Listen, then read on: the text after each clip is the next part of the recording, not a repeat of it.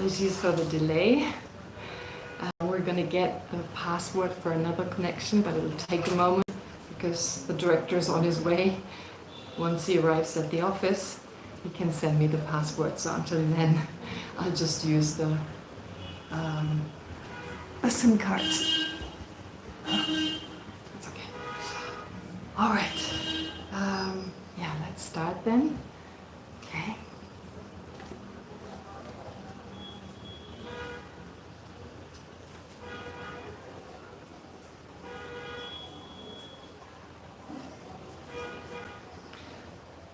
All right. First of all, a few times about how to relate to sentient beings in such a way that we feel that closeness. Sorry. No, Gila? No, Gila?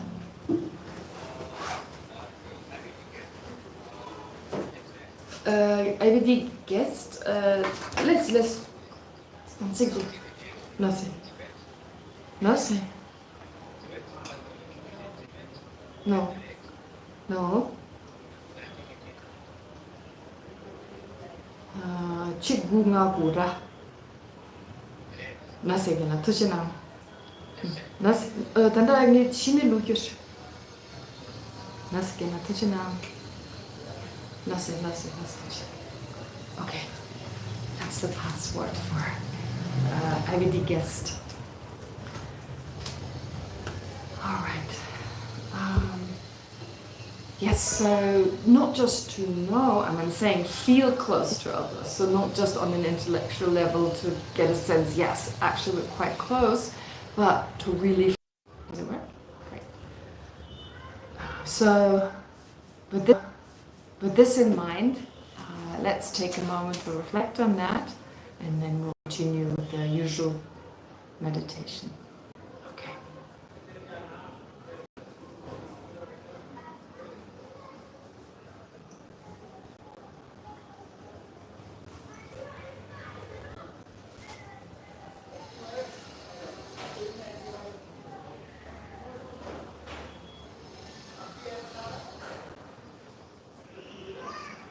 So by reflecting in such a way that sentient beings, by their actual nature, do not differ from a Buddha, let's generate affectionate love, that sense of closeness, endearment and regard for all sentient beings.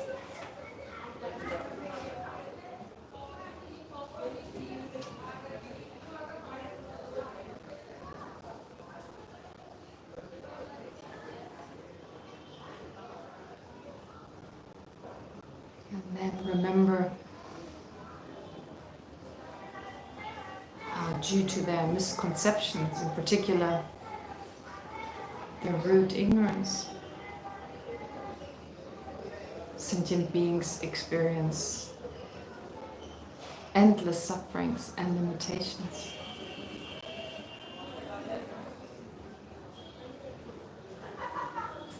So let's generate great compassion,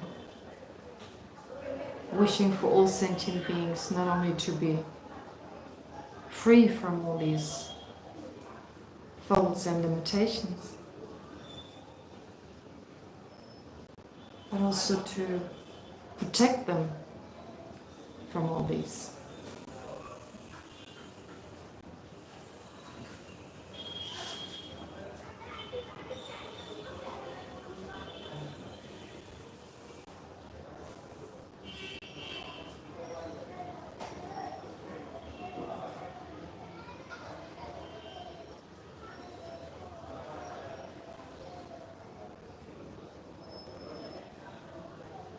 Great compassion gives way to the altruistic resolve that is now determined to do whatever we can to help sentient beings overcome whatever is not in the nature of their mind, whatever limits them.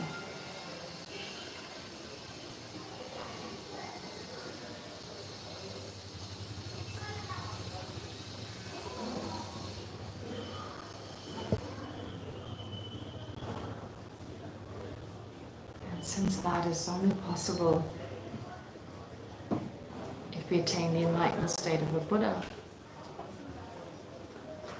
let's therefore generate bodhicitta, the sincere aspiration to actualize our fullest potential for the welfare of all sentient beings.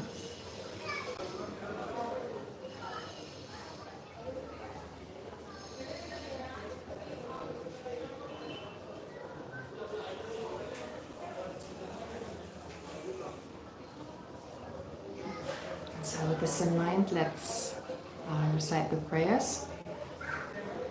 Until enlightenment, I go for refuge to the Buddha, the Dharma, and the Sangha. By the merits of listening to the teachings, may I achieve Buddhahood for the benefit of all sentient beings. Until enlightenment, I go for refuge to the Buddha, the Dharma, and the Sangha. By the merits of listening to the teachings, may I achieve Buddhahood for the benefit of all sentient beings. Until enlightenment, I go for refuge to the Buddha, the Dharma, and the Sangha. By the merits of listening to the teachings, may I achieve Buddhahood for the benefit of all sentient beings. May all sentient beings have happiness and the causes of happiness. May all sentient beings be free from suffering and the causes of suffering.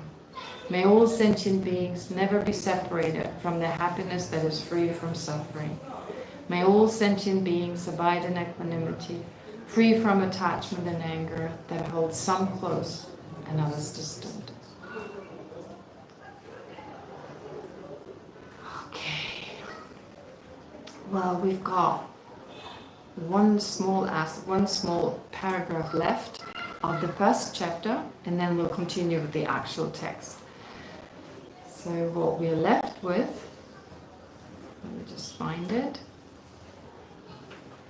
What we're left with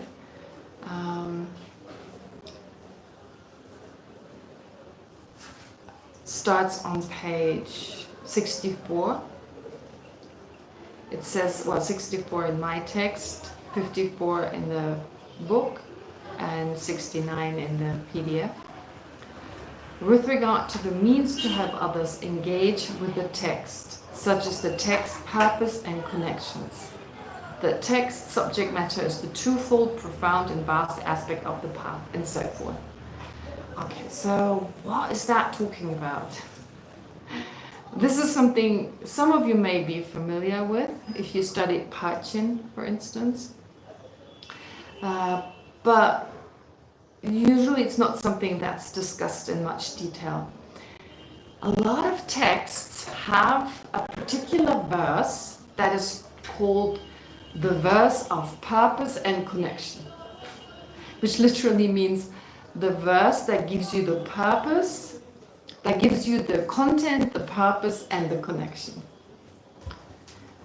Some of my teachers call it Buddhist advertisement.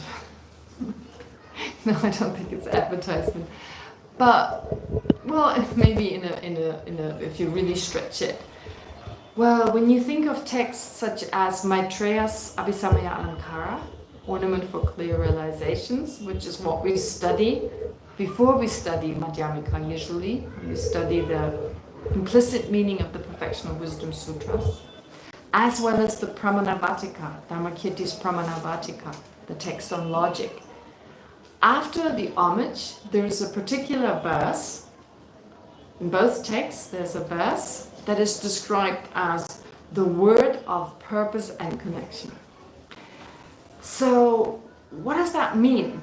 It means that these texts, they begin with a section that tells us what is the text about, why is it being written, the immediate goal, then what it ultimately aims to achieve, the ultimate goal, and how all three are connected.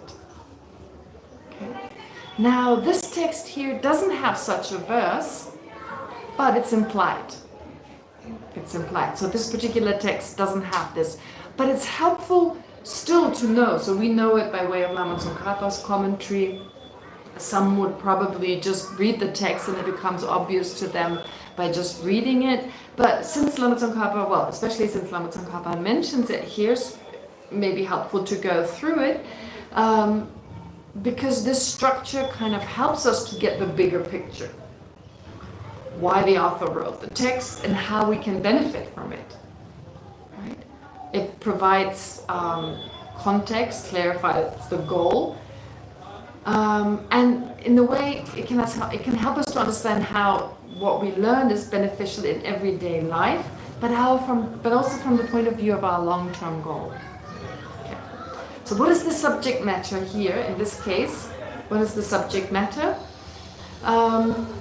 It's the profound and vast aspects of the path.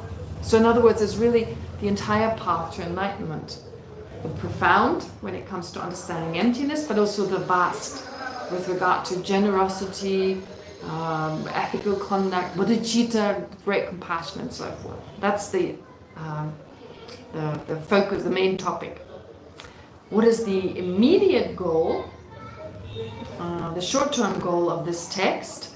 Well, first, actually, what Lama Tsongkhapa mentions in here is he talks about a common purpose, a distinctive purpose. Instead of just saying the immediate goal and the ultimate goal, he talks about a distinctive purpose. He mentions it separately.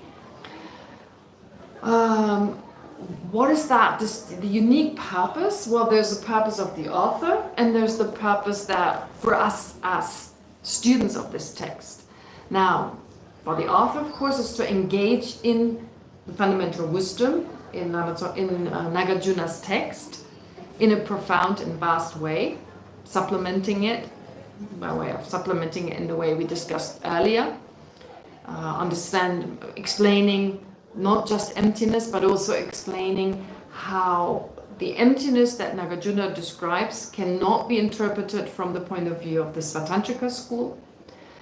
Likewise, explaining the fundamental wisdom while also negating the Chittamatra view, explaining that phenomena are merely labeled, talking about the fact that everything is just designated.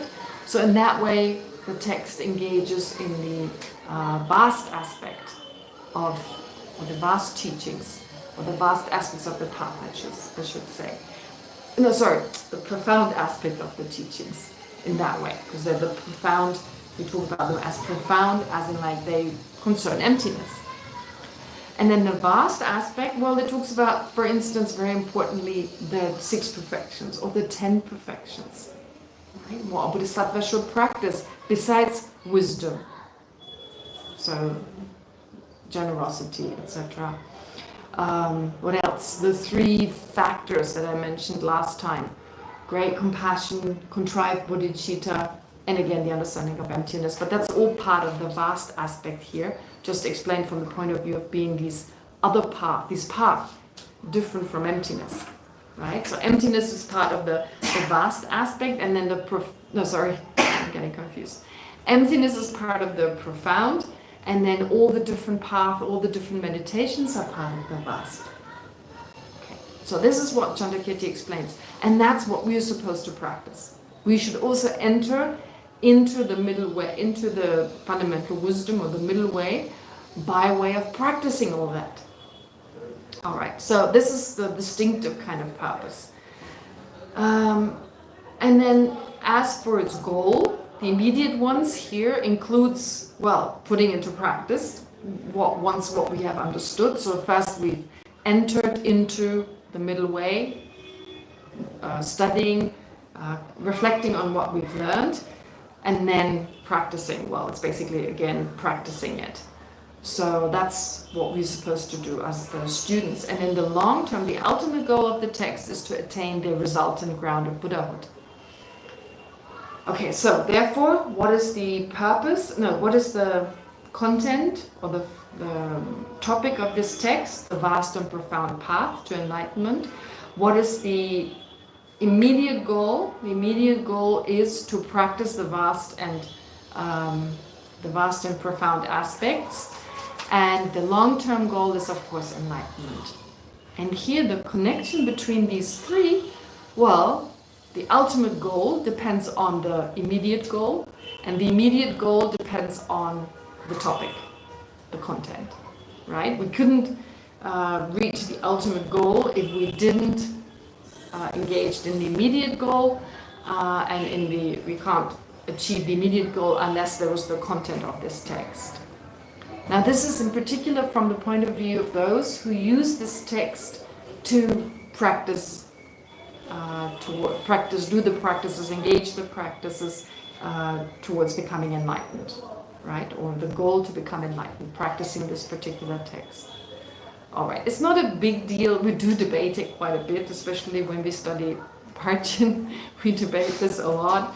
But in the end, I guess it's pretty straightforward, and I don't think we need to say anything more about it.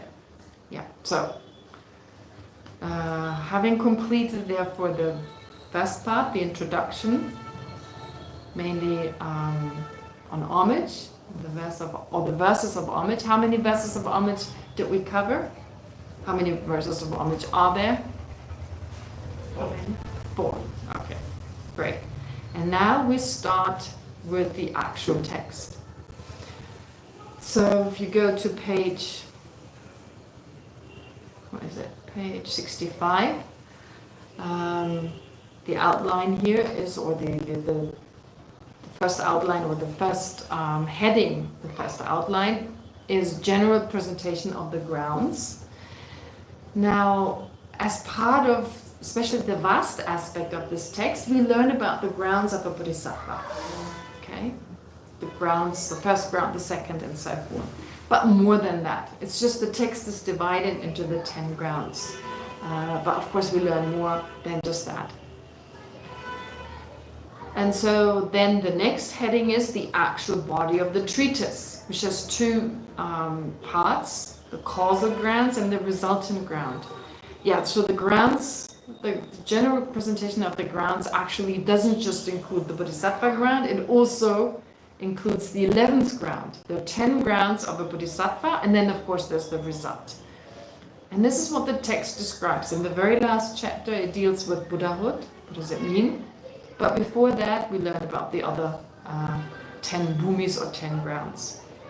And the causal grounds specifically refers to the bodhisattva ground. So earlier I said in general the presentation of the grounds refers to the bodhisattva ground, but that was wrong. It also includes the enlightened ground.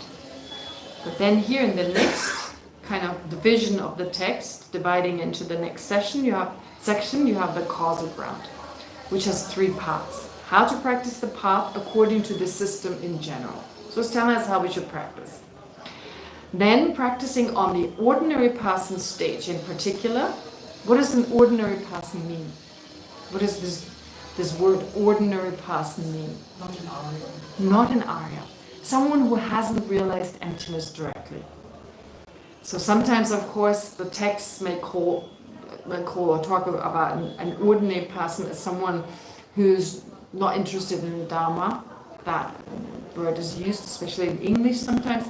But in Tibetan, there's a particular term that is usually used in comparison to someone who's realized emptiness. Okay, so an ordinary person, how should they practice? And that includes us, unless you realize emptiness directly, of course. So does it refer to us or specifically to our accumulation and preparation stages? More specifically to the 2 path, but anyway, we've also discussed great compassion for those who are not on the path yet. So that's also included. I mean, it does talk about the 2 path, but even before that. And depending on where you are, I mean, you could be on any of the path or not. But yes, so I guess it also includes us. I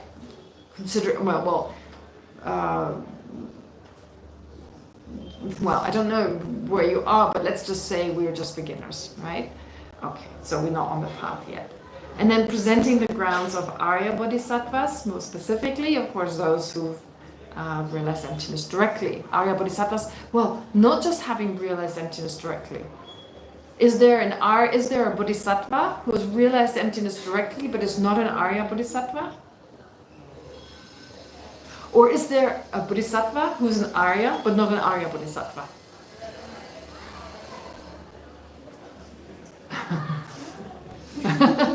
Is there a bodhisattva who's an Arya, which means they have realized emptiness, and they're a bodhisattva, but they're not an Arya bodhisattva?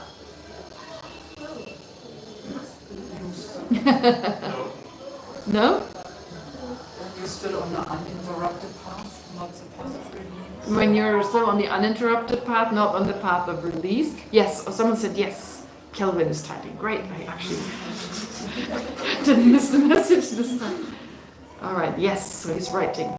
Yes, for example, a Hira Arhat who newly entered the Mahayana path. Very good. Why would it be Bodhisattva? Who newly entered the Mahayana path. What did Kelvin say?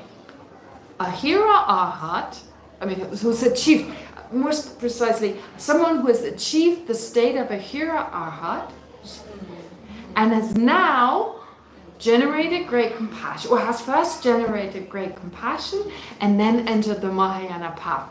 They would no longer be called a Hira Arhat.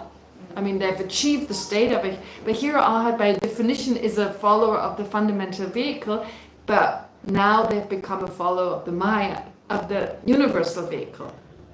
Therefore, someone who's achieved the state of a Hira Arhat and who's now newly entered the universal path. Bodhisattva? Yes. Arya? Yes. Arya Bodhisattva? No. Now this seems a little bit like cheating. It's very common. This is very common. In Buddhist jargon. It's not surprising. Does anyone know what these yellow ropes are called? No, this doesn't work. Choku, choku, right? Choku.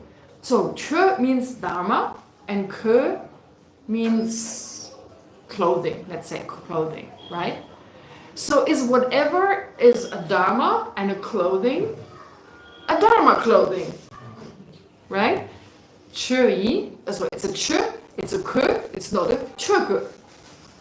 So in that way, like we when we study initially in the beginning, when we hear about these words, like words that are put together, not necessarily, if something is those two together, if it's individual, if each individual term refers to that phenomenon, it doesn't mean both, it fulfills both the term put together. So let me say that again. If something fulfills every individual term, it doesn't mean it fulfills those two terms put together. In English, I'm sure there are examples. I'm sure there are examples where it's not Lake-born. It's not Lake-born. Trying to think, we have these long lists. I asked people to come up with these long lists of things, and I'm pretty sure there were some examples where it's A, it's B, but it's not AB. Yeah. So similarly here, Arya Bodhisattva means a Bodhisattva who's reached at least the path of seeing, the universal path of seeing, or the path of seeing of the universal vehicle. All right. How to practice the path according to the system in general. All right, let's start this part. It's not that difficult. Oh, there's one thing I wanted to say. One thing I thought you might find helpful. I'm not sure, but let's see. So there's something about Buddhism, in particular Tibetan Buddhism, that stands out, which is that it often introduces very advanced practices right from the beginning. Right? Have you noticed? Firstly, of course, you may get an introductory teaching and so forth, and it's kind of like connects to our own personal level, but before long we study a text like this or other texts. Like even shorter texts like the three principal aspects of the path. In the beginning we can basically relate to it based on our own level, from the point of view of our own level. However, as we progress, it's like, whoa, it goes beyond our understanding and definitely beyond our personal practice. So it can feel a little bit disconnected from where we actually are, right? So it seems like the teachings may be out of reach or not immediately relevant to our own practice. But interestingly, I believe this approach has a great psychological advantage. Because if we're introduced to the path, to these advanced practices from the beginning, first of all, we get a clear picture of where we're headed. I've said that on a few occasions. We know where we're headed. We know what lies ahead and what it takes to get there. It's not easy. It's super difficult to be prepared for all the difficulties that lie ahead. But even if we're not ready to practice these teachings just now, just yet, well, simply understanding them gives us a sense of direction. And it helps us to understand how our present effort fits into the bigger picture. Right? How it fits. Am I heading in the right direction? Does it fit, first of all? We can check. Does it fit or not? And how it is relevant from the point of view of what we're heading towards. And also it helps us to understand what we can do at this current level. It helps us to actually train us to think more deeply. Because if it was all spoon-fed to us, I mean, sometimes we feel like, wouldn't it be nice someone would just tell us, now do this, now do that, don't think about anything else, just do it. Well, first of all, the question is, would we do it? Yeah? There are these examples of disciples in the past who lived physically very close to a teacher and would go every day to the teacher, and the teacher would give them further instructions. I mean, you can do that a day or two, right? But if there are practices we don't feel like doing, and we may not have enough trust in the teacher, we may like going, I want to do something else, right? Maybe it doesn't make sense while we're doing this practice. And especially, what does a skilled teacher do? Something that we really don't like. That all thoughts. Bring out our ego, bring out our self-cherishing, right? Any kind of affliction that we really should work on, a skilled spiritual master brings that up, throws it into our face, right? And then we'll have to deal with it. That is not easy. It requires a lot of courage. So it is a good thing to have someone who takes you by the hand in that way. It has its disadvantages because you don't have to think for yourself to the same degree, right? Understanding where you're headed with that full understanding. Although there's no contradiction, you could have the full understanding and still be led in that way. But I don't think many people could do it. Especially at the day and age where we're so into freedom, self-determination. I think it's really difficult to follow a teacher who we would actually label abusive when they bring up our self-centeredness all the time, right? Every time they try to bring it up. So how do you bring up the self-centeredness in a person? By telling you how great you are? Probably not, right? Oh, you're so wonderful. You're such a perfect practitioner. No, anything to challenge you and bring up the self-cherishing mind. So that's not easy. And anyway, where are we going to find such a teacher? If they're fully qualified, they probably have so many disciples that it's difficult for them to find the time. So we're in a situation, therefore, we don't need to rely on these constant step-by-step, well, we cannot rely on these constant step-by-step instructions, but we learn to assess things for ourselves. What practices are relevant now and where we need to put in work. We learn that ourselves, right? And how to move forward, of course, from there. And what does this help us to develop? Self-confidence. That kind of reflection, it helps us to build real confidence, not just in the teachings, but in our ability to move forward, in our ability to engage with them in a meaningful way, right? So take Tantra as an example. Of course, we're not Tantra practitioners, far from it. It's a very advanced form of Buddhism and it's meant only for qualified practitioners. But even in these practices, they engage in practices visualizing themselves as Buddhas. I mean, as part of the sutric practice, we're not visualizing ourselves to be bodhisattvas, but we fake it. We faked it in the beginning. I ask you to generate bodhicitta.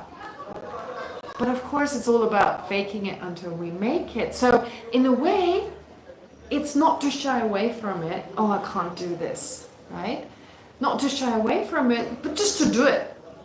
To go through it every time, again and again and again. Go through the motions until we actually feel it.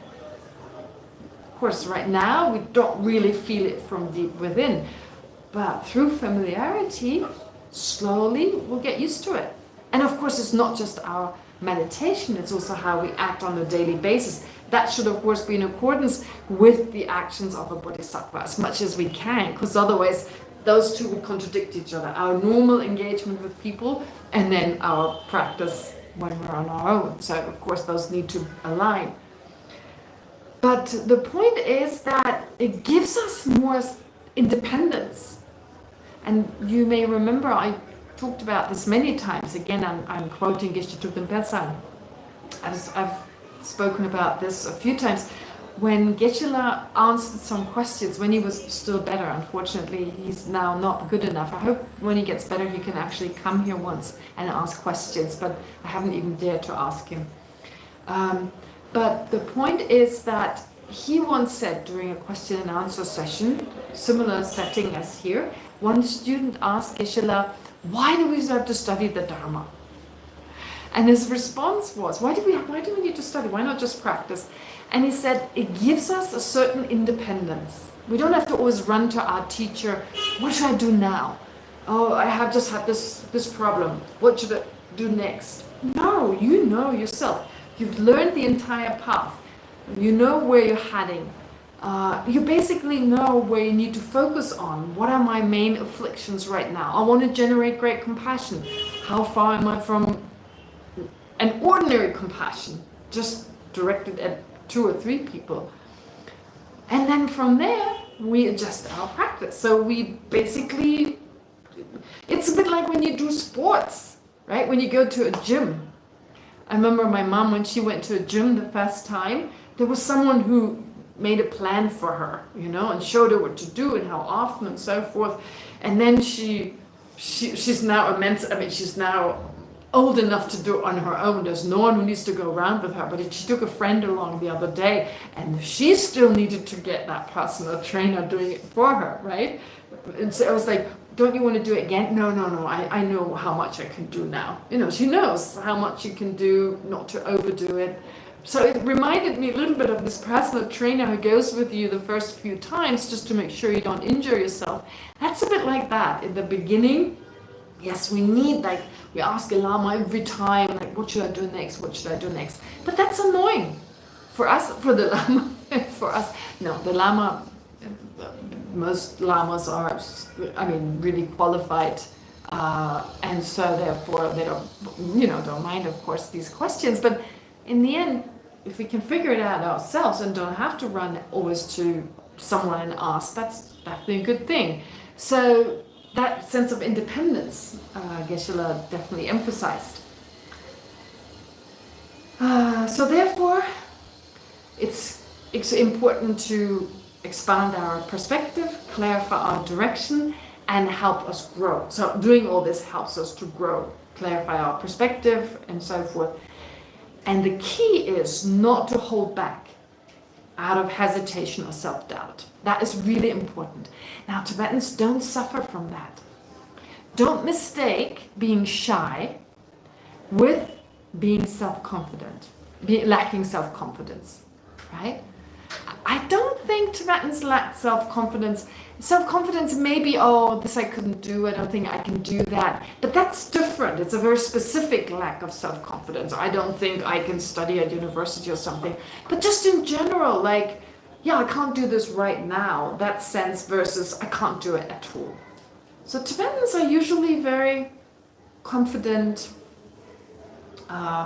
They can work really hard. They're not scared of hardship.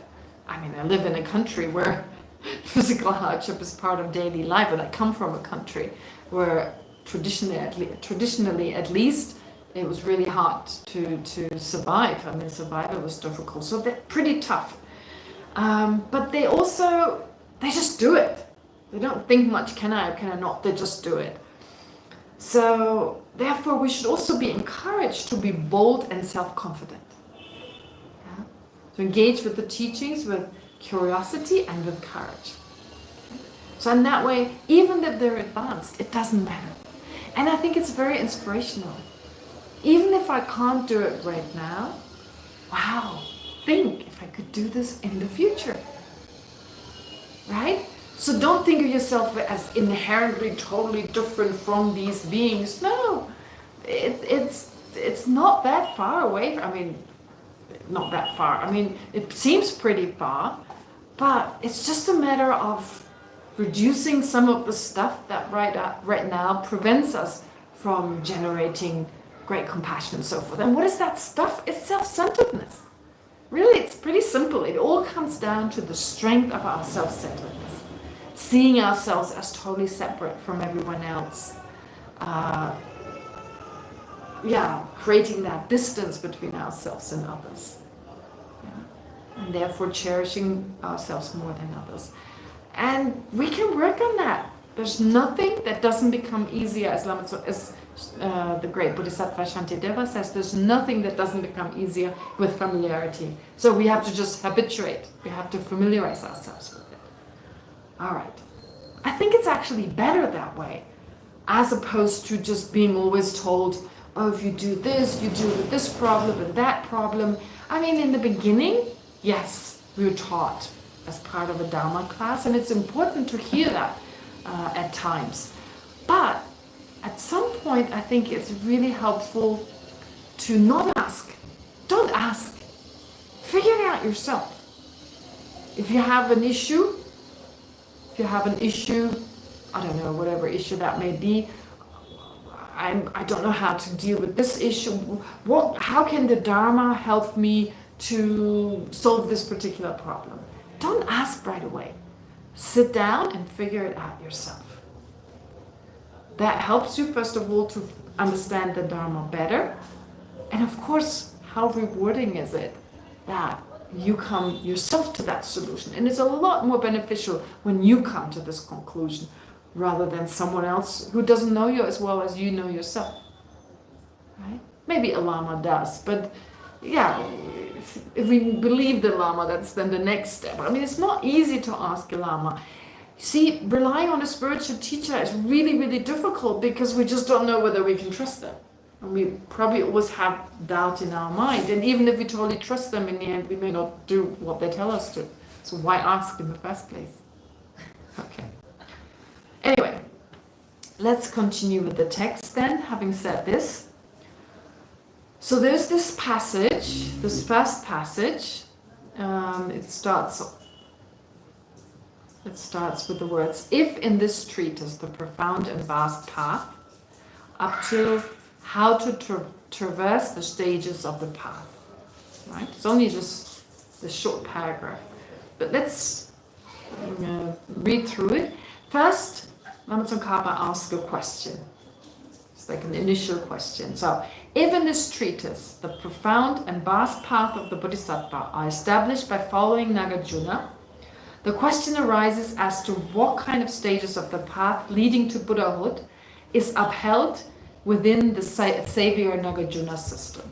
That's the question. So what is the question? Basically, since Chandrakirti's entering the middle way follows Arya Nagarjuna to explain the profound emptiness and the vast compassion, the vast aspects of the Bodhisattva path, what stages does Nagarjuna's system present for reaching Buddhahood? What does Nagarjuna really say about how we get there?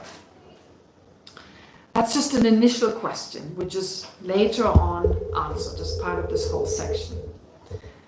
But instead of directly answering it, the next sentence is basically saying why we study Nagarjuna's system. First of all, it's explaining that. So he says the purpose of establishing the system of the second Buddha. Nagarjuna is sometimes described as the second Buddha. So the purpose of establishing the system of the second Buddha, Nagarjuna, and so on, by means of study, so on, I guess includes the disciples of Nagarjuna, who explained his teachings, by means of study and critical reflection, is to ensure that we find a deep conviction in the method of practicing the perfect path, so that we cannot be led astray by deceptive false path. So this is a little similar to what I said earlier.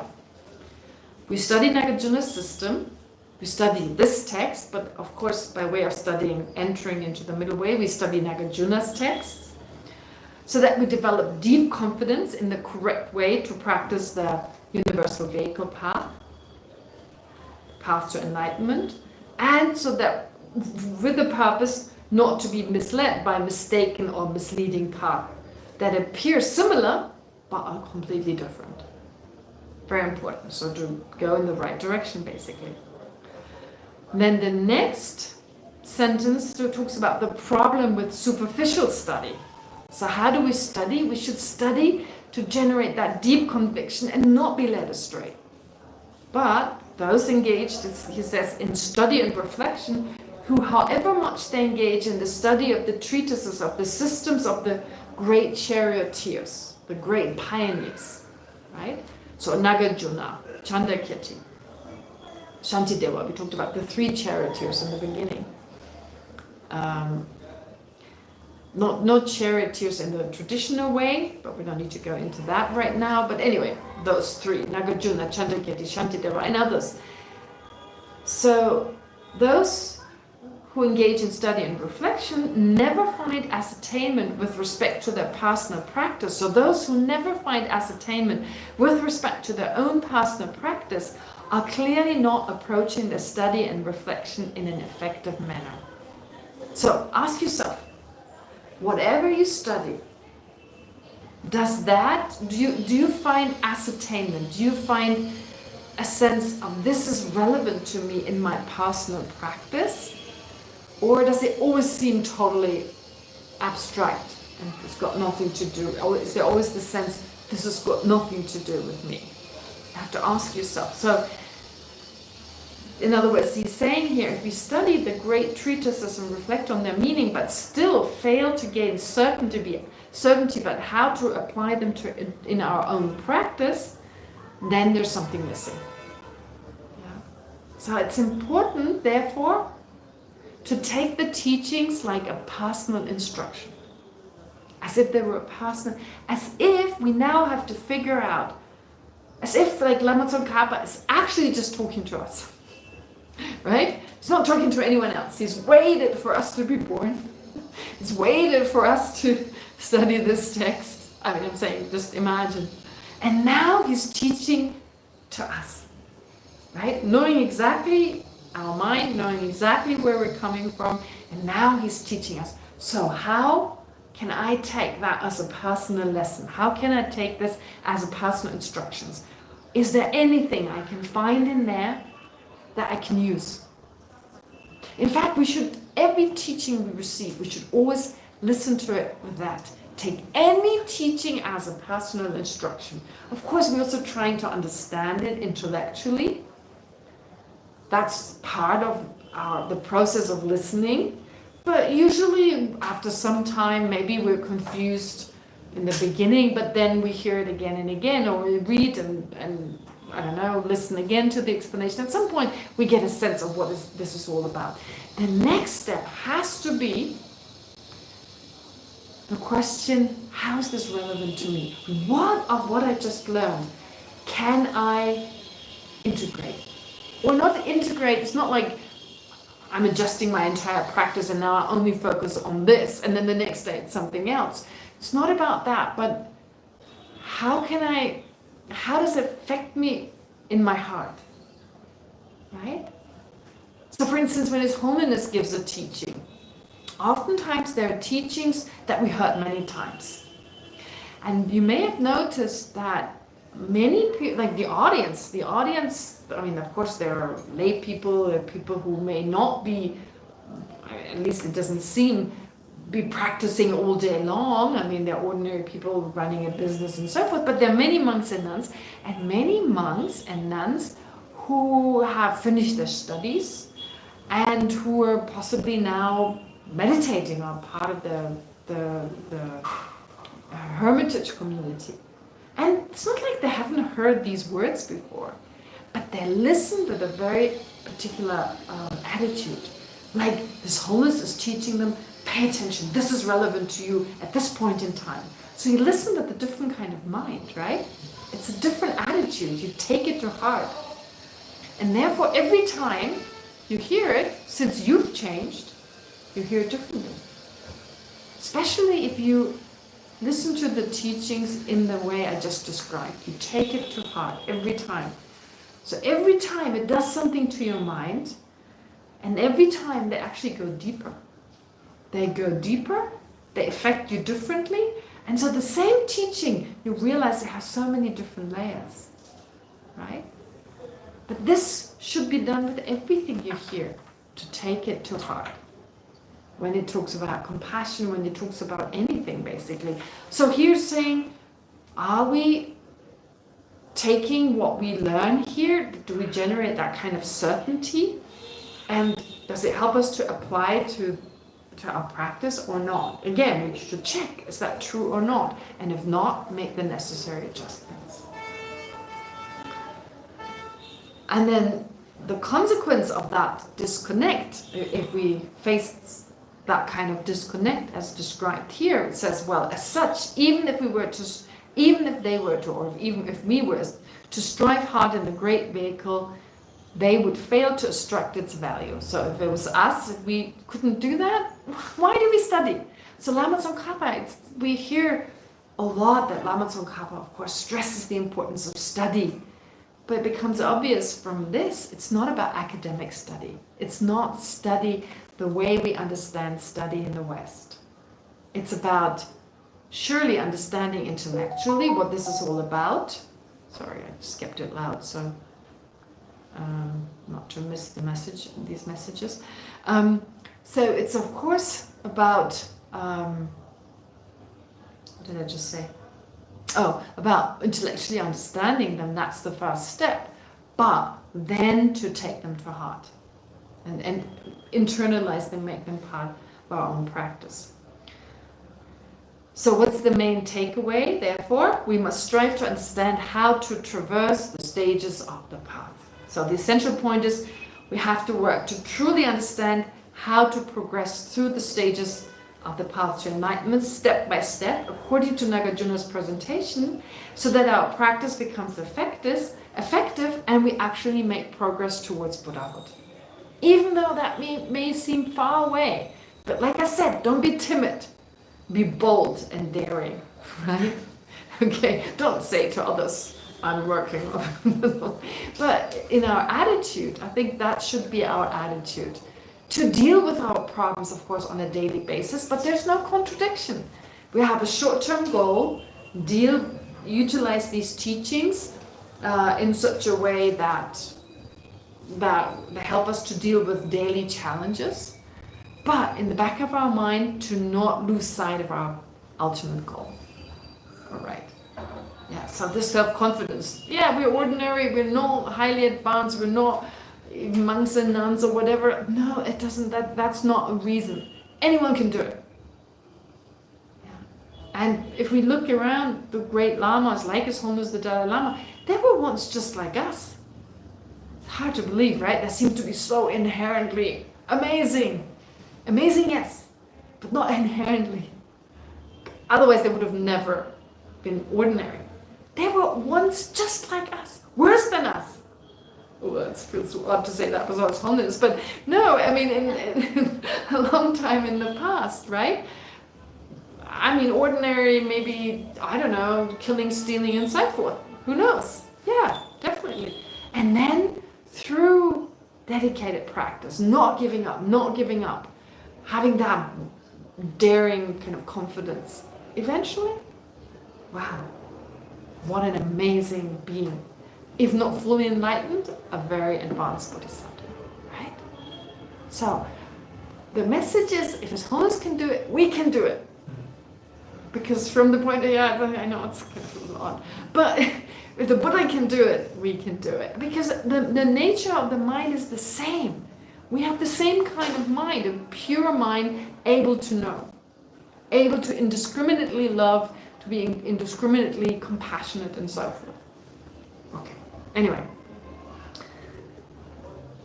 So then Nagarjuna goes on to say, Lama Tsongkhapa goes on to say, although Nagarjuna explains partial aspects of the path in numerous texts. So far this was just a general advice directed at us. Although Nagarjuna explains partial aspects of the path in numerous texts, so Arya Nagarjuna composed so many different texts. There are 3 main texts, 3 treatises. What are these 3? Precious Garland, In Praise to the Ultimate Expanse, or In Praise to Dhammadhatu, and the Compendium of Sutra.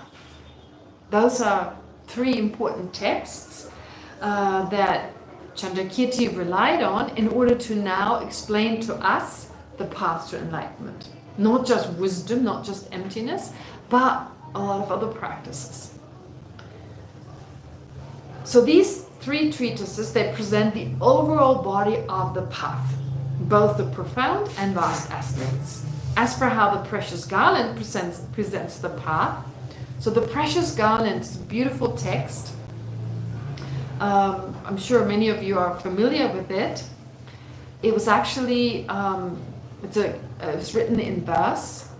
It's part of a collection of 6 teachings Nagarjuna gave, Arya Nagarjuna gave, the 6 teachings. One of them is Fundamental Wisdom and Precious Garland. So the collection of reasoning, they're called. The collection of reasoning on the middle way. It was actually, it's considered to be a very practical guide, written in verse, and it was addressed to a king. It offers, well, ethical advice, it offers political advice, everyday kind of advice, how to be compassionate when ruling a kingdom and so forth, non-violence, talks about non-violence. But it also presents the Bodhisattva path, the practices that lead to enlightenment, and especially the later chapters, they delve into the middle way, into emptiness. So this particular text, it has been translated into English. I mean, all 3 have been translated into English. Jeffrey Hopkins, there's one translation by Jeffrey Hopkins, one by John Donne, and others. John Donne and Sarah McClintock, I think her name is, yeah. Anyway, so if you're aware of this text, it's definitely a good text to read and study. So what does the Precious Garland say? For instance, previously we had this verse, the roots of this are an awakening mind. It spoke about the awakening mind,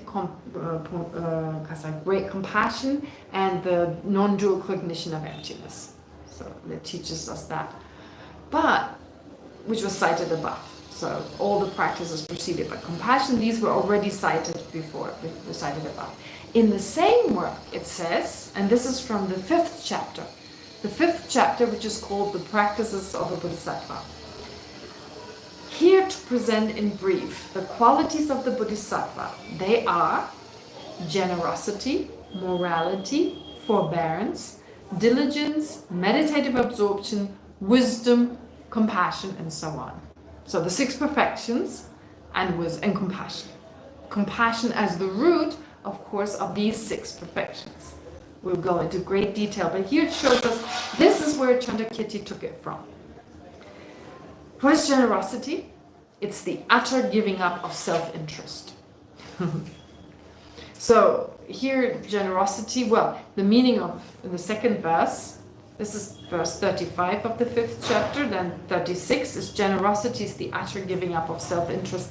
Here, self-interest, it basically means attachment to, in particular, material goods. Of course, generosity means more than just practicing generosity of or giving of material goods, but in the commentaries it says that it refers mainly to, in this context, it refers mainly to giving material objects. But of course it also refers to giving love, protection, giving the Dharma. Morality refers to working for others' welfare. That's not how we look at morality, right? What does morality or ethical conduct usually refer to? Refraining from non-virtuous actions, right? Binding our senses. Restraining our senses. Are you familiar with this term? It's actually quite beautiful. The Buddha taught it. Restraining our senses. So usually we just let our sense consciousnesses run wild. Take in this, something pleasant, something delicious and so forth. So our mind follows these beautiful, these pleasant objects, and our whole day revolves around these. But restraining or binding our senses is more about controlling that, not being all day long just interested in pleasant sense objects, but rather apply mindfulness and introspection. What is really important? Not saying don't eat delicious food. Of course eat, and if it's delicious, well, great, right? Why should we eat something we don't like? Unless it's really good for us, and otherwise we would die prematurely and can't work for the benefit of all sentient beings. Okay, then even something. But usually there's no problem with enjoying things, but don't overindulge, right? Focus on what's meaningful. And therefore here it's restraining, of course it's that, and restraining ourselves from harmful actions, because our attachment very likely gives way to or induces harmful actions, not gives way to, but induces harmful actions such as killing, stealing, and so forth. But here the emphasis is not on refraining from harming others as part of ethical discipline, but on benefiting others, because we're talking about bodhisattvas, right? So if we want to follow the path of the universal vehicle, it's important to work towards benefiting sentient beings as much as we can, at the very least not harm them. Forbearance is to relinquish hostility, so patience or forbearance. Hostility in the sense, well, there's of course forbearance in the face of harm, to not react with hostility, with resentment when someone harms us, but also in the face of hardships. This is not saying just bear the hardship by all means and feel really miserable about it, but rather to overcome hostility and be patient with it. Okay, I can't change it right now. If I could, I would, but I can't, so I take it with patience. And in particular when it comes to practicing the Dharma, right? There's so many hardships. So forbearance in that, so without hostility, but instead to be full of enthusiasm, to not experience resentment. Increasing positive deeds, diligence, so positive actions. But here, it doesn't really become clear that diligence means joy. To develop joy in positive actions, to develop joy in our practice. Meditative absorption is one-pointedness with no afflictions. I think it's interesting. It may be that we can be very one-pointed when we're angry, right? When we're like full of hatred and, I don't know, a feeling of I want to retaliate, I want to take revenge. That can be very one-pointed, but we're not talking about that kind of one-pointedness, rather a virtuous, a non-afflictive one-pointedness. And then wisdom is to establish the meaning of truth, meaning of reality. Compassion, and this is interesting, is an intelligence that cares for all beings equally, as if they were all the same. Actually, it says in Tibetan, it says literally, all sentient beings are of the same taste. That sounds like a cannibal. No, but this phrase, it's all of the same taste, means something very specific in Tibetan. For instance, we may talk about the lack of inherent existence is the same for all sentient beings, for all phenomena. It's of the same taste. So it's not that they are different. Therefore, it usually really means that they're exactly the same. Of course, sentient beings are not exactly the same, but on the deeper level they are, right? Our differences are totally superficial, but on the deeper level, we address that deeper level as part of the motivation, or as part of the what I said about generating our motivation, so the actual nature of our mind. But also in wanting to be happy, not wanting to suffer, being, of course, misguided by our root misconception, and in that way, having very little control. Yeah. So in that way, compassion cares for all beings equally, as if they were all the same. It's not a type of intelligence. It's not literally a type of intelligence, although that's what it literally says, but it's rather conjoined with intelligence. It has to be affected by intelligence, conjoined, or at the very least affected by it. So if we really want to work for the benefit, we want to benefit others, we need to know how. What is an effective way to do so? And then the next verse describes the results of the temporal results of these 6 perfections. Generosity brings resources. So this is the first of the perfections we study. We study as part of the first chapter. There's one verse. It says, living beings want happiness. Living beings want happiness, right? So human beings are not happy without resources. Humans are not happy. So sentient beings, living beings want happiness. Humans are not happy without resources, right? Therefore, the Buddha taught generosity first, because resources lead to, or generosity leads to resources. Okay? That's one of there's one verse before that on generosity, but then the next verse is that particular verse. So this is really interesting. It's saying there's nothing wrong with resources. There's nothing wrong with material objects. In fact, if we start our practice, we need to have some basic resources. I mean, otherwise we starve.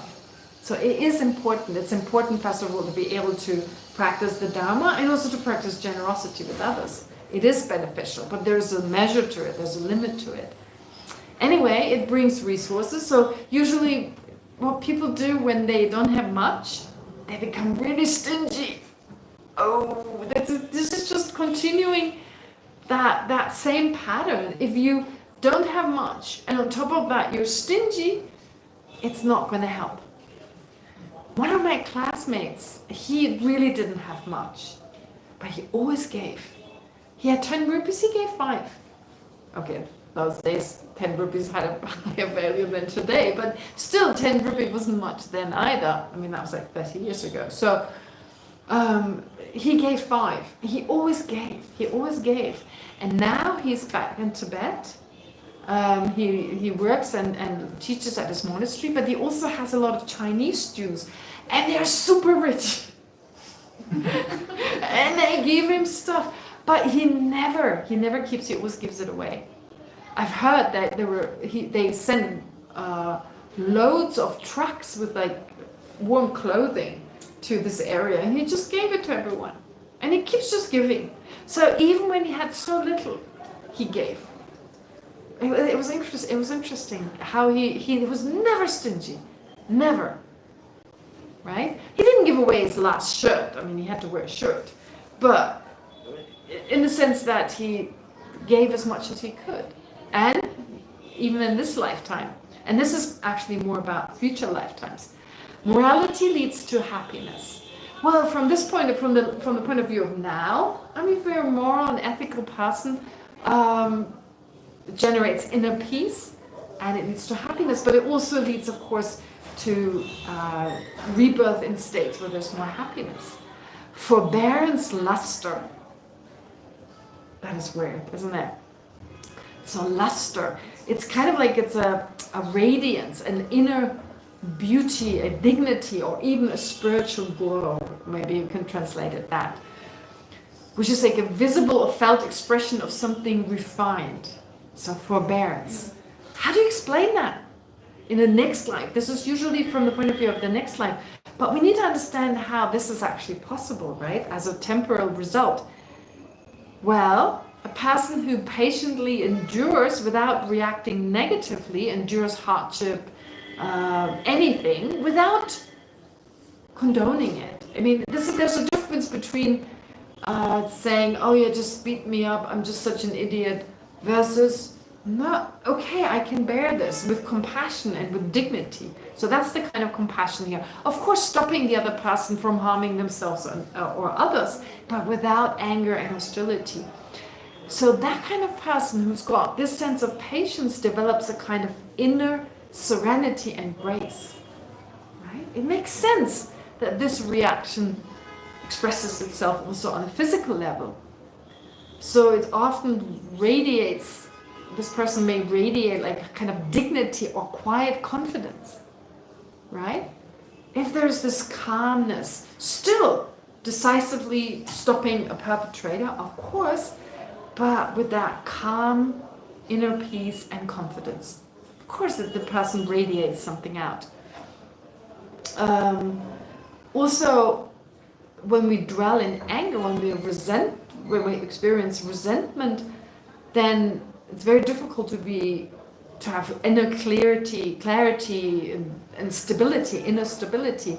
The opposite, of course, would be to have that mental clarity, to have that stability. And again, that would account for this kind of luster. And of course, then it's also, well, a powerful, what do you call it? Powerful help or support when it comes to love and compassion. And again, a loving and compassionate person. I mean, just think of wrinkles. I mean, a compassionate person's wrinkles are very different to the wrinkles of an angry person. Have you noticed? Right? You look at elderly people's faces and you can tell they're like jolly and compassionate and kind versus the angry version. You know, like the between your brows and so forth. I mean, at a time where we're obsessed with our external appearance, forbearance is definitely an important quality to develop. But it's not just from this point of view, it's also from the point of view of next lives. And then at the next perfection, it talks about diligence or joyous effort. That leads to majestic and a majestic appearance, a majestic bearing. How does that make sense? That's literally what it says. In Tibetan, it's Ji. Ji.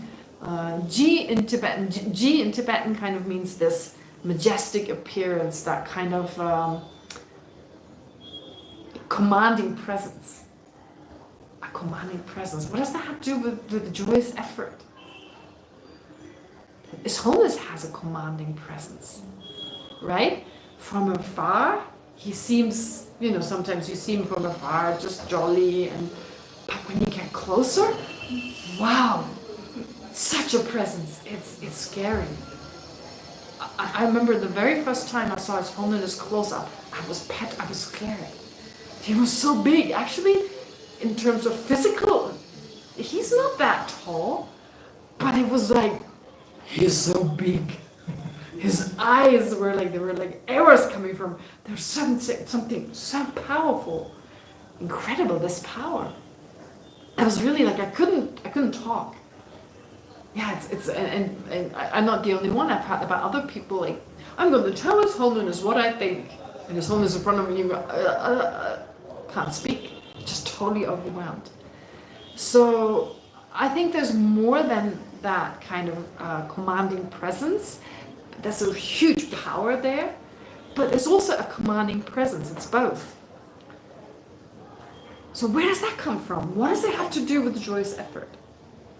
How can we bring the two together? Well, first of all, to have joyous effort, you need to cultivate inner strength. Inner strength, very important. We have to develop inner strengths. So Tibetans talk about it as like an inner fortitude, this inner strength, Nangido.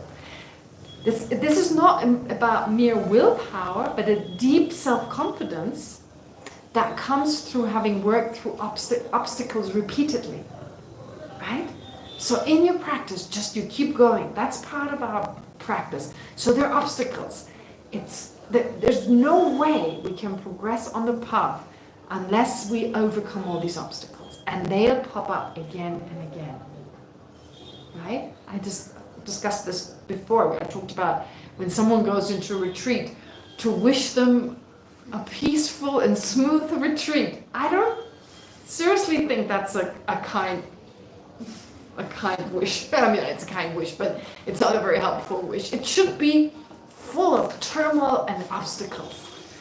Because when these obstacles have to come up, which better occasion would it be? I mean, if you work in an office and you have all these spiritual obstacles, that's a problem, because you have to focus on your work. But here you're totally focusing on your practice. This is the perfect time for these obstacles to come up, especially when you do purification practices.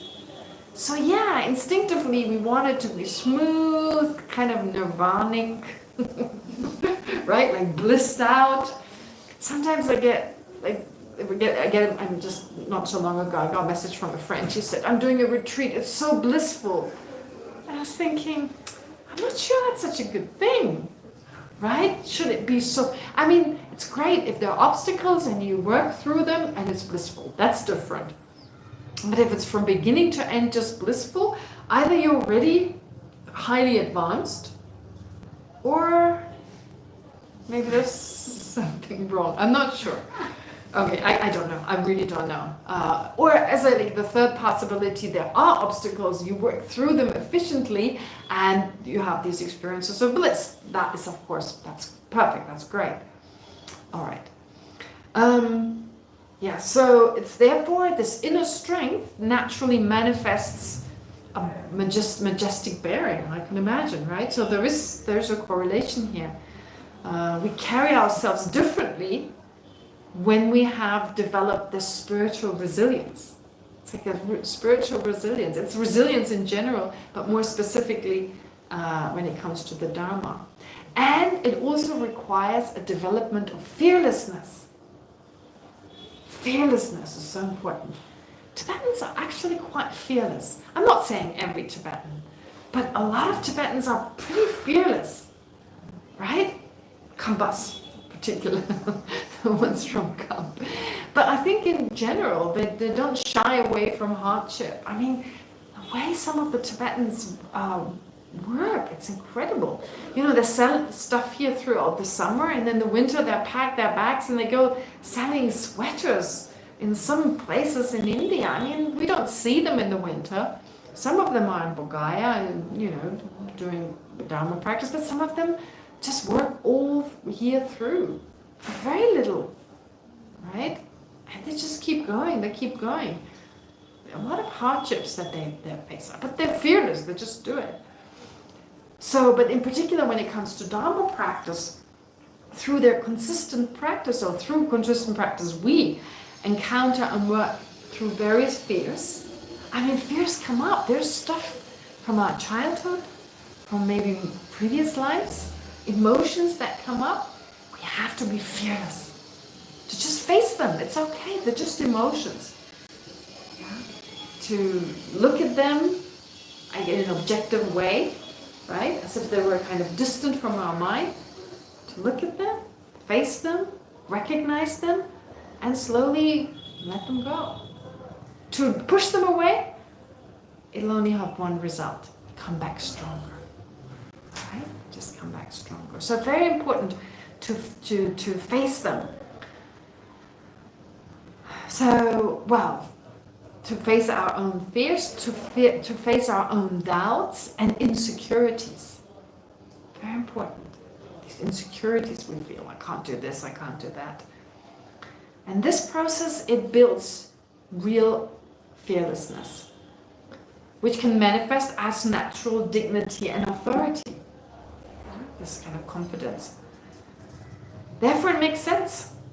And it aligns also our diligent practice, it aligns with enlightened practices. So it aligns our ordinary mind with the majestic qualities of enlightened beings. Right? We do the practices, we use our ordinary mind to then engage in these really advanced practices. A very common question that I've heard a lot, or that has been asked a lot, is how can we engage in these incredible practices with an ordinary mind? Don't you need a special mind in the beginning to do these ordinary practices? It seems that way, right? But how do you practice yoga, for instance, when you've never done yoga? Is it a stiff body, or is it already a very supple, kind of very flexible body? It's a stiff body. You take a stiff body and you transform it into that very supple, into that very flexible body. Similarly here, you take a very stiff mind that is very good at being self-centered and just thinking of I, me, and mine, and now you make it more flexible by making it think about others. And initially, going back to Geshe Dorje Damdul's analogy, it seems like we're wearing a spacesuit and we're trying to be very graceful and dance a ballet. That's how it feels. It comes anything but natural. But, you know, I guess, I don't know how many people dance ballets in spacesuits, but even that could become more gracious, and eventually you can take off that spacesuit and it actually looks truly gracious. So similarly here, in the beginning, it's so far removed from our mind. But slowly we learn to embody these qualities, more wisdom, more compassion, and so forth. So then it makes sense that joyous effort in this particular practice is not joyous effort in robbing a bank, right? So let's be sure what joyous effort is all about. It's about practicing virtue, practicing the Dharma. Anyway, okay. Meditative absorption brings tranquility, of course that's easy to understand. Wisdom brings release from the obscurations, and all aims are realized with a compassionate heart. Through simultaneous perfection of all 7 of these, without exception, we attain lordship of the world. It actually literally means we become protectors of the world. The sphere of inconceivable gnosis. So we develop this inconceivable gnosis, this inconceivable wisdom, and become protectors of the world. We become qualified protectors of sentient beings. Simultaneous perfection of all 7. 6 plus compassion. What does it mean, the simultaneous practice? Can we simultaneously practice at least the 6 perfections? Yes. How? There is a way, right? It does actually talk about, yeah, how? Give me an example. No, it is said that you can practice generosity by using You practice mindfulness, and you practice generosity by being mindful. So which of the others? Which one is mindfulness? Which perfection is mindfulness? is the It's actually not any of the 6. meditative absorption. In that sense. Okay, meditative. Through mindfulness. Yes, you're right. Absolutely. In a concentrated way. All right. So you practice generosity in a very focused way. In that way, it becomes the 5th perfection. And then? I'm not doing it by order, but you use it by seeing the emptiness of the object and the giver, and the giving itself. Is that Very okay? good. Yes, very good. I'll repeat it. So being very focused, but at the same time, as you give to, I don't know, a beggar, for instance, perceiving the lack of inherent, or becoming aware of the lack of inherent existence of the beggar, of the object that is given, of the person who gives, and of the action of giving. Yes, that's wisdom. 2. Still 4 to go. Diligence, doing it in a Diligence, yeah. doing it in a Joyful. rejoicing in what you do. In a joyful way, doing it in a joyful way. possibly with, oh, never mind, okay, joyful way, yes, go ahead, yeah. Mm-hmm. Morality is not doing it in a way that is not hurting the other person. Very good, yes. Not doing it with the aim to be famous or be considered very generous, or by harming others, exactly, very good. Harming the person. Compassion is that may this giving of a simple thing can one day lead him out of samsara to enlightenment. Yes, may help them overcome their suffering, very good, yeah, good. And I forgot something. Then generosity, the generosity of generosity, and the forbearance. Those two are left. Generosity of generosity. Well, for instance, whatever virtue you accumulate by practicing generosity, you dedicate it also to that person. That would be one thing you could do. And then forbearance, you can do forbearance.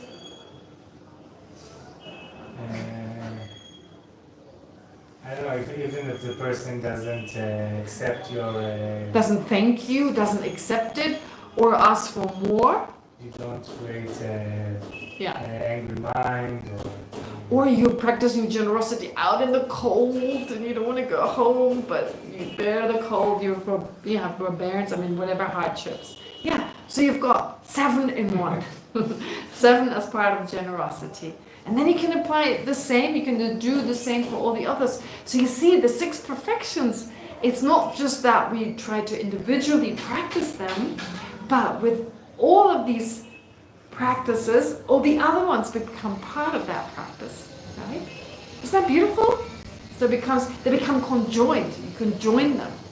Yeah, you can join them in the sense that yes, you can't do them all simultaneously, but you practice them even if you practice them consecutively, and they're conjoined with one another. They enhance each other.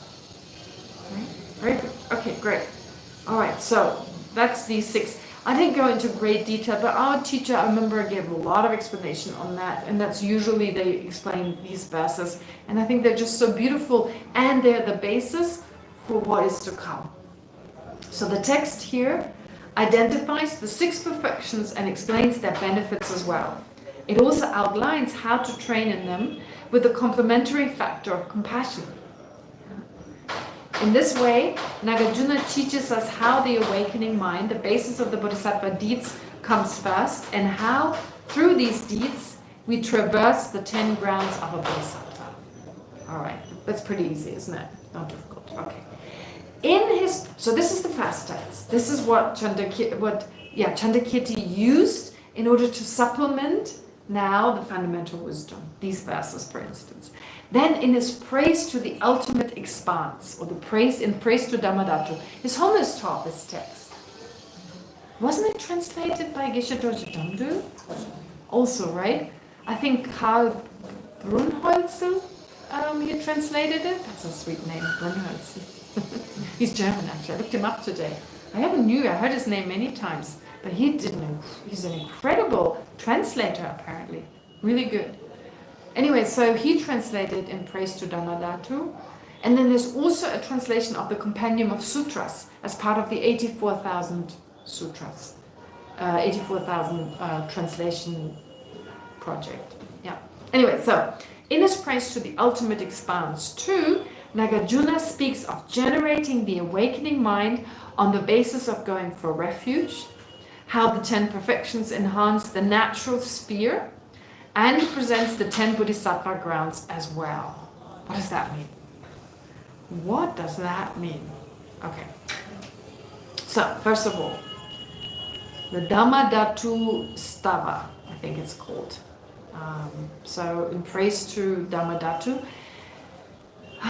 Well, first of all, and this is based on also the footnote that Geshe Thupten Jinpa added. So basically this identifies 4 factors that help this verse that he's talking about from the in praise to Dhammadhatu. It identifies 4 factors in particular that help to enhance or activate the natural sphere, or dhatu. What is that? It's a term referring to the ultimate nature of the mind, which is the naturally present pure potential for enlightenment. So it's Buddha nature. There are 2 types of Buddha nature. What are they? Natural and wisdom. The natural Buddha nature and the Wisdom, they call it, I think. wisdom, or the enhancing, Yeah, the expand, or yeah. Proliferating. Pardon? Proliferating Buddha nature. The fortifying, Proliferating. proliferating, oh, the proliferating, okay. So the proliferating Buddha nature, okay. What is that? 2 types of Buddha nature. Wow, we don't just have 1, we've got 2. Right? What are they? The proliferating, let's start with that. What is the proliferating Buddha nature? Go ahead. The mind, which is not yet pure, but will transform into the pure mind of the Buddha. Okay, so so the mind that is not yet pure, the mental consciousness that is not yet pure, but that will become pure when it transforms into the mind of a Buddha. What mind is that? Good old mental consciousness, right? Our present mental consciousness. That is the mind that will become enlightened. That's the mind we use right now to practice. We don't use our eye consciousness to practice. Oh, my eye consciousness meditated a lot this morning. No, we can't utilize our eye consciousness. We use our sense consciousnesses for meditation. Which sense consciousness do we use? Pardon? No, which of the 5 sense consciousnesses? Which do we use for a very, very famous meditation? Sound. Pardon? Sound for sound meditation, feeling for body scan meditation. All right, okay, yes, we're getting there. Breath is breathing. Yeah, breathing meditation, exactly. Which of the 5 sense consciousnesses is it? Which of the 5 sense consciousnesses do we use when we do breathing meditation? Which tactile is not a consciousness. Which consciousness? Of the 5 sense consciousnesses, which consciousness, you're right, but I want to hear the name of the consciousness. It's because tactile is not consciousness. So, which of the 5 sense consciousnesses do we use when we do breathing meditation? It's body consciousness. It's not the eye consciousness, it's not the ear consciousness, not the nose consciousness, not the tongue. It's the body consciousness, right? We perceive the sensation in the belly or at the nose, yeah. So we do utilize them, but that's not the mind that's meditating. It's just passing on the information, basically. So you need to have your body consciousness active, but mainly your mental consciousness focuses on the sensation. It doesn't focus on your breath directly, but indirectly focuses on what the body consciousness focuses on, right? Okay. So, therefore, yes, it's the mental consciousness that meditates, and is that which becomes a Buddha. That's the proliferating Buddha nature, because it proliferates, as in like it enhances, it transforms into something greater. Well, what about natural Buddha nature? And that's what is mainly talked about, what this text mainly talks about. What is that? What is the natural? The emptiness of our mind. The emptiness of our mind. Why is the emptiness of our mind Buddha nature? Why? What makes that Buddha nature? Yes. Because, however, if the emptiness of our mind is pure of obscurations, it means that we don't have any intrinsic obscurations, and if we would have intrinsic obscurations, we would not be able to remove them. So by the ultimate nature of the mind being pure of obscurations, it means that we have a potential to purify our mind to become the mind of the Buddha. Are you saying because the emptiness is free from obscurations? Yes. So the cup's lack of inherent existence is also free of obscurations. Particularly the emptiness of proliferating Buddha nature. Because if you would say the proliferating Buddha nature, if the ultimate nature of it would be our current mind, which has obscurations, then it means we cannot remove them. Well, what about the clear and knowing nature of our mind, can that be removed? No. No. Well, it's not inherently in the nature of our mind. It's only conventionally in the nature of our mind. So it lacks inherent existence. The clear and knowing nature of our mind. Oh no, I'm not talking about the glass. Why am I lifting up the glass? The clear and knowing nature of our mind, right? It lacks inherent existence. So if the obscurations that are part of our mind, since they lack inherent existence, we can remove them from our mind, right? From the proliferating mind. Then I argue, well then, also the nature of our mind of being knowing, of being clear and knowing, that can be removed from our mind because it lacks inherent existence. Right? So it follows regarding the subject. No, I don't need to put it in those words. You understand, right? Yeah. So, what do you say?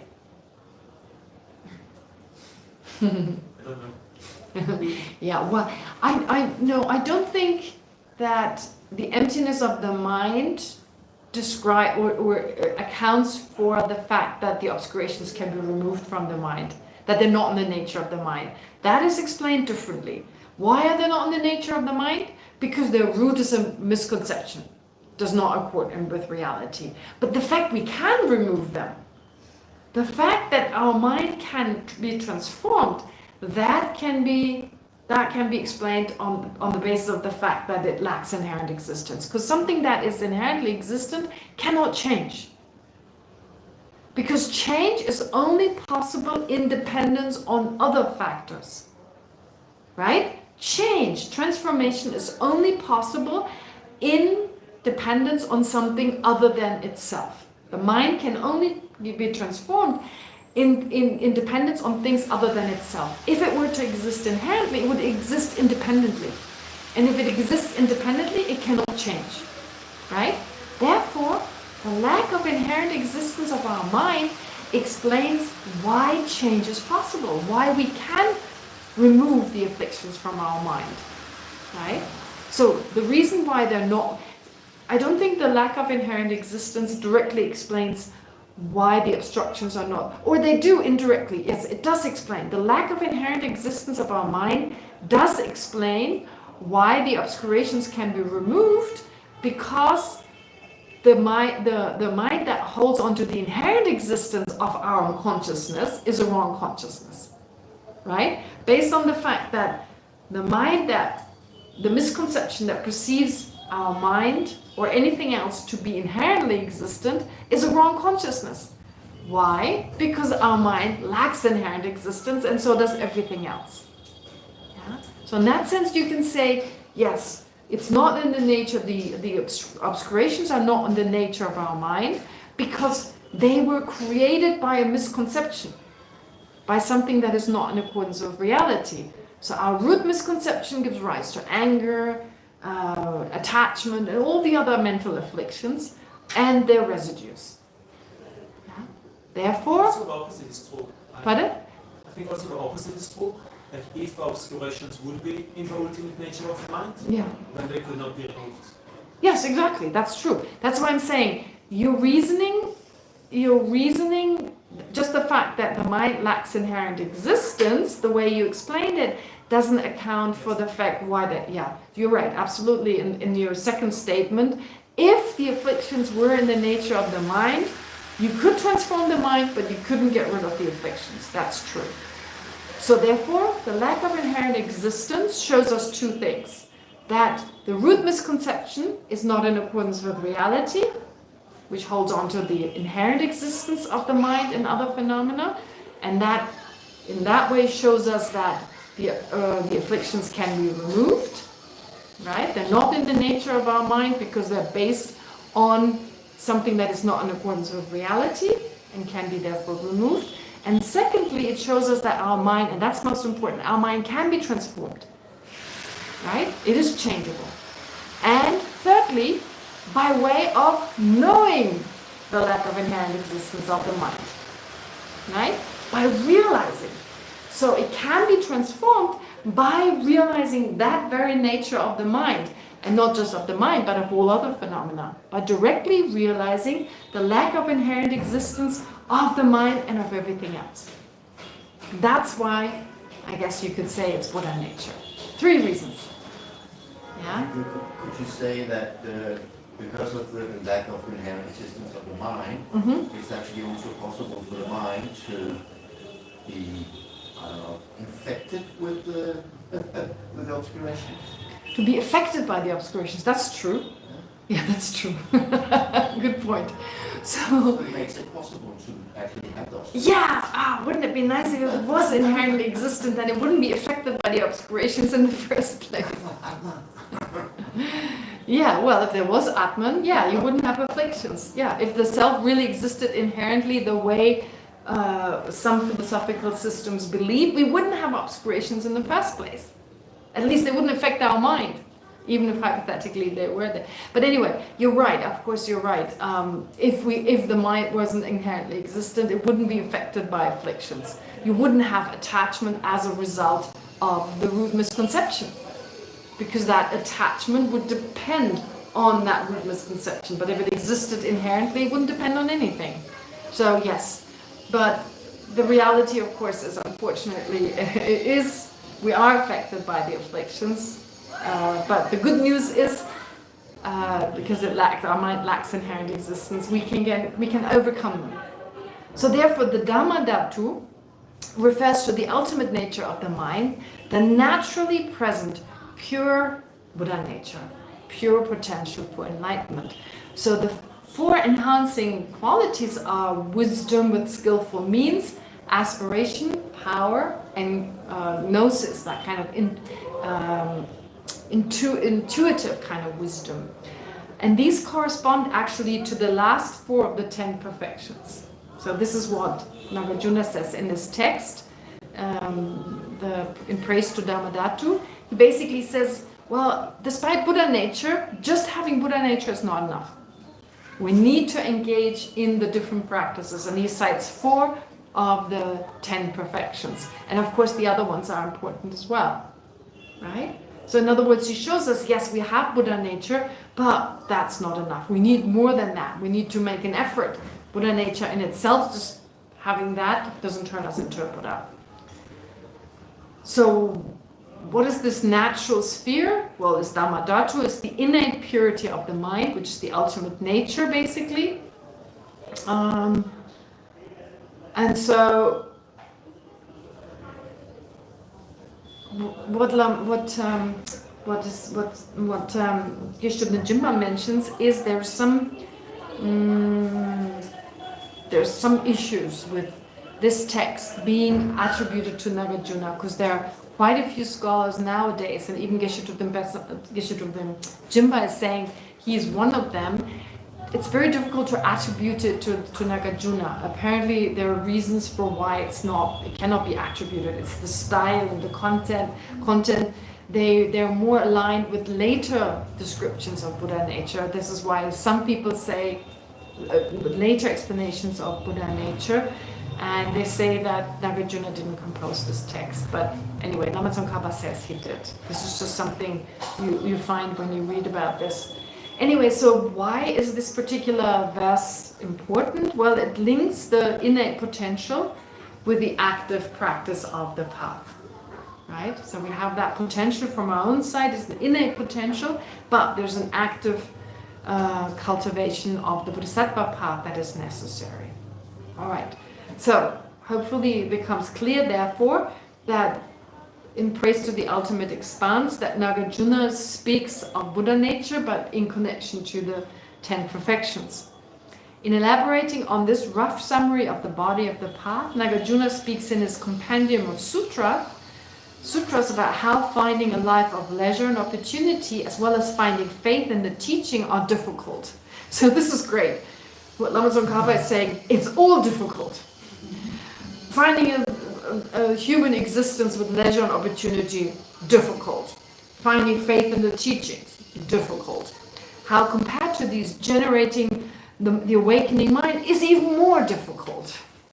So it's kind of like not to discourage us, but just saying it's really not easy. We need to be on our toes when it comes to Buddhist practice. We need to make an extra effort. We have some very difficult, a lot of challenges ahead of us.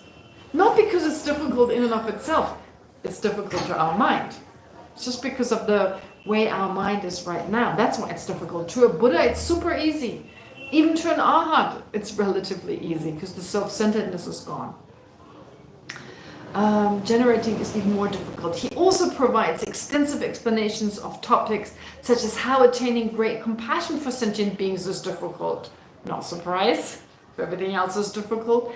And how compared to all the things mentioned earlier, it is even more difficult to achieve the elimination of the karmic obscurations born of injuring a bodhisattva. So there are certain negativities, if we've accumulated them in the past, of injuring a bodhisattva. That is said to be really, really harmful. Injuring a Buddha. We can't really injure a Buddha, but we can injure a bodhisattva. Because you indirectly, when you directly injure a bodhisattva, you indirectly injure all sentient beings. Right? If you hurt a bodhisattva, you indirectly hurt all sentient beings. Also, the elimination of the thought that disparages them, belittles a bodhisattva. I mean, if being a bodhisattva were tattooed on everyone's forehead, we'd be safe. Right? But unfortunately, there's no way of knowing who's a bodhisattva. I remember years ago, there was a monk who used to come to our previous director. He was from Ladakh or Zanskar, I forget. He was so humble. He was so super humble. And in my mind, I don't think I belittled him ever. I don't think I did that. But I didn't highly regard him. He was just so super humble that I was like, you know, he was very friendly and sweet and so super humble that I didn't respect him.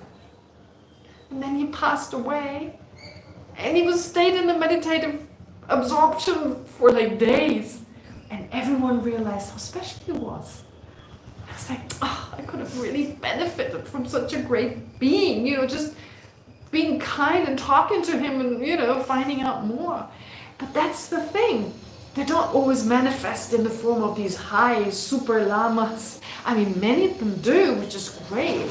And then it's almost like they have bodhisattva tattooed on their, no, but I mean, just they're standing in Tibetan society and you know, if they're highly regarded, we can be pretty safe. I mean, like His Eminence Ling Rinpoche, His Eminence Jatu Rinpoche, His Holiness the Dalai Lama, His Holiness the Karmapa, then it's pretty, just from their position basically, and from other people we can know. But there are plenty of others, and we can't know. We don't know. In Tibetan society, there's also this tradition, especially of women. Oftentimes, they're the wives of very highly advanced masters. They're not ordinary women, but they're very much in the back. They don't want to be at the forefront. In that particular life, they don't like to be out in the open, but they're incredible practitioners, I've heard. I haven't had the fortune to meet them. I mean, I've seen them from afar, but I've never socialized with one of these ladies. And we hear from other people, they're amazing. Right? They're amazing, and we're just not aware of it. So therefore, the danger of, I don't know, injuring, we don't really go out and injure anyone, but belittling a bodhisattva is real. Anyone could be a bodhisattva. And there could be these obnoxious people that are actually emanations of bodhisattvas or Buddhas teaching us patience, right? I mean, we need to practice patience. And if there's no one obnoxious about, and this is the right time for us, of course they're going to manifest Buddhas and bodhisattvas. So, I mean, if you think about it, it makes sense, doesn't it? Seems very far-fetched, but we don't know, right? So this is a huge obstacle. It can turn into an obstacle. Okay, anyway, the rest I talk about later. The elimination of the acts of Mara, the 4 Maras, the coarser ones, the subtler ones. What are these Maras? Right, what does that actually mean? Very important. Du in Tibetan. Yeah, Maras. Actually, there's an English word that holds the word Mara. Not exactly, a slightly transformed version of that. Nightmare. It comes from a German word, apparently. I found out the other day. That was part of the exercise I gave you to do on these words like lakeborn, etc. So then I looked for these as well, and I found nightmare, which it means a demon of the night, a Mara of the night. That's a nightmare. That's how the word came to be. And now in English, yeah, its origin is apparently a demon of the night. That is, which is, oh, very interesting. When there is this sensation, you're lying on your back and something is pressing on your chest. I had that once. I don't fall asleep on my back, but one of my previous classmates told me that he has this every night. He falls asleep on his back, and he has the sensation of someone sitting on his chest and he can't breathe. And then he wakes up and he's terrified. And I was like, yeah, right. I didn't pay attention to it. And one day I was really, really tired, and usually I don't fall asleep on my back, but I did. And I had the sensation of something pressing down on me. And I woke up and I was terrified. And I was like, oh, that's a night mara. No, I didn't think that, but maybe that's what he was talking about. Maybe it's just some physical sensation. I have no idea, but maybe it's some being, who knows, right? I mean, we're not alone. And it definitely was a night mara, a nightmare or whatever. Right? It's interesting. Anyway, never mind. But the point is, I'll talk about these maras next time. It won't take long. So you see, we're going through the text a little faster now. There are aspects we can read through relatively quickly, and then there are sections that we can go through relatively quickly, and there are sections that require a lot of time. So I don't want to spend too much time on the sections that are pretty straightforward, just to explain you some of the aspects of some of the, I don't know, verses, etc. The way I learned about them. This is just based on what I learned, and the rest we can just go through quickly. But one more thing, yes, so Venerable Yandun already answered the questions. Classes, the last class is on Tuesday. So this is our second last class. Tuesday is our last class, and then we break for the monsoon. We have the monsoon break. And I'll continue. I have to check my calendar, but probably around September 15th, I'll continue this class. Yeah, so I don't know yet. What's the issue? People are not back yet? Yes? Okay, all right. Yeah. So, I mean, of course, if no one is there and I'm on my own, I can be flexible. Pardon? Yeah. So I'm open to suggestions. I mean, it's basically between 15th September and end September I was thinking to start, but I don't want to start too late. And for like 2 months? pardon? For 2 like months. 2 months? Yeah, exactly, again. September, October, November. Yeah, so September, October, November, exactly. I don't want to keep it... when it's too cold, it's difficult to have class. When it rains during the monsoon, it's difficult. So these are the 4 months that I usually have, the 2 months in spring and the 2 months in fall. Okay. Anyway, all right, just to let you know, and then if there are any questions, we have time for exactly one. Any question?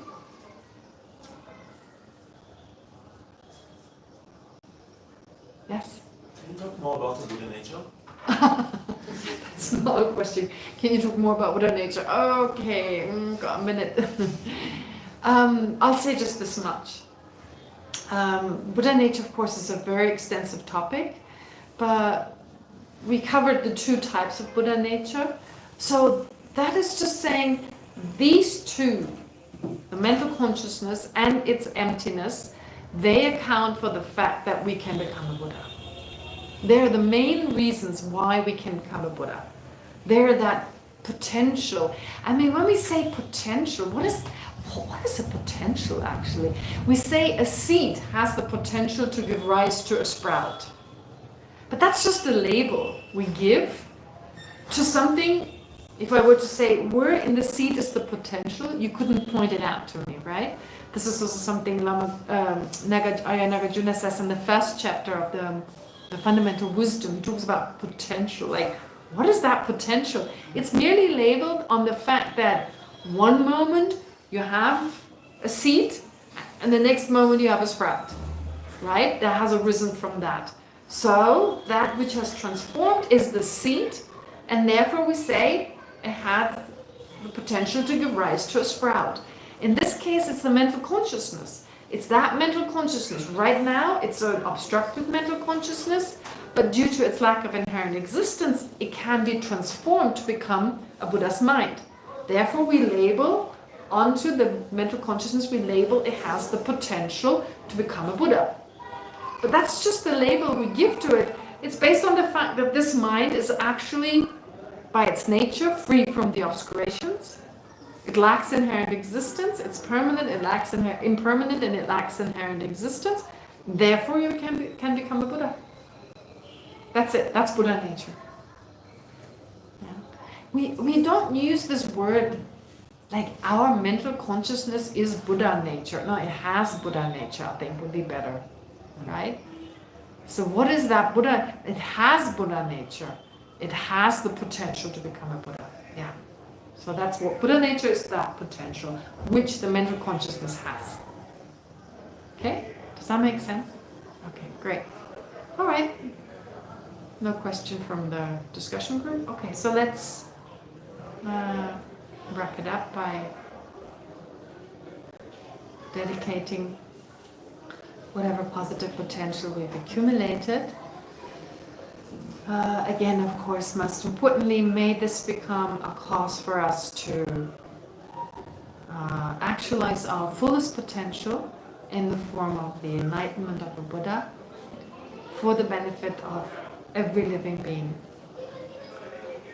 But may this merit, may that positive potential we've accumulated also become a cause for our great lamas, like His Holiness the Dalai Lama and all the other embodiments of the teachings, to have a long and healthy life, to continue to inspire and guide us. And lastly, may it of course also have a positive impact on the environment, in particular on the living beings around us. May have a positive effect so that, in particular, all these conflicts that lead to so much death and injury, that they may slowly subside. So with this in mind, let's recite the prayers. In the snow-encircled land, you are the source of benefit and bliss. Avalokiteshvara Denzin Gyatso, please remain in life until samsara ends. The brave Manjushri and also Samantabhadra realize things as they are. Hence, in order to be able to follow their example, I dedicate these merits in the best way. With the dedication praised to Supreme by the victorious ones of the 3 times, I completely dedicate all these roots of virtue so that I might engage in the noble bodhisattva deeds. May the precious Bodhi mind, not yet born, arise and grow. May that born have no decline, but increase forevermore.